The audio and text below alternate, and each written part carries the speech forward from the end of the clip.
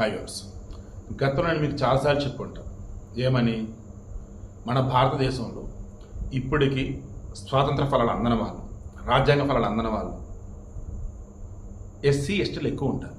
మరీ మీకు చెప్పండి, ఎస్సీ కూడా పక్కన పెడతాం, ఎస్టీ ట్రైబల్స్, గిరిజనులు. చిన్నారెట్లో చెంచుగూడెం అని చెప్పేసి మన శ్రీశైలం నుంచి దూరానికి వస్తున్నప్పుడు మధ్యలో ఉండేది. శ్రీశైలం 12 కిలోమీటర్ల దూరం. చిన్నారెట్లో చెంచుగూడెం, కరెంటు లేదు అక్కడ. కానీ 70 సంవత్సరాలుగా అక్కడ చెంచులు, కొంతమంది ట్రైబల్స్ నివసిస్తూ ఉన్నారు. కరెంటు ఉండదు. ఎన్నిసార్లు ఐటీడీ వాళ్ళని అడిగినా సరే, ఇంటిగ్రేటెడ్ ట్రైబల్ డెవలప్మెంట్ అథారిటీ అది ఉండింది, వాళ్ళని అడిగినా కరెంట్ లైన్స్ వేయట్లా. ఈలోపు ఏమైంది, లైట్లో ఏమిలే కదా, నైట్ పురుగు, పుట్ర, పాము ఉంటారు, క్రోజంతో ఏ ఒకటి వస్తుంది.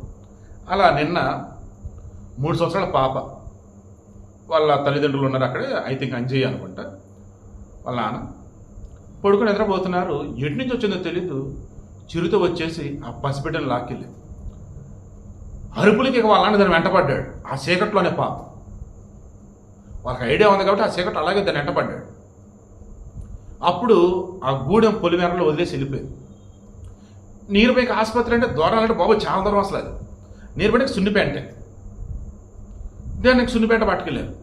పాప ట్రీట్మెంట్ అందుతూ ఉంది.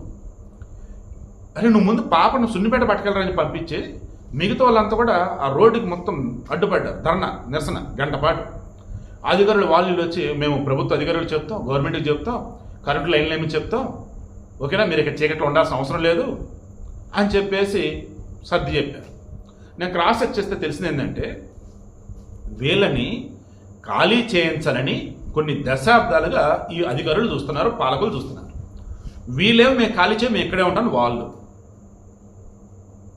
ఇదంట సమస్య. అక్కడ మీరు చెప్పండి, వాళ్ళని ఖాళీ చేయించి పంపాలా, వేరే చోటకి అక్కడ స్థలాలు ఇచ్చి పంపాలా, లేదు వాళ్ళు ఉన్నటువంటి చోటే కరెంట్ లైన్స్ వేయాలా? కింద కామెంట్లో తెలియచేయండి. బట్ పసిపిల్లలు ఉన్నటువంటి చోట క్రూరమృగాలు వస్తున్నాయంటే అది చాలా చాలా బాధేస్తుంది.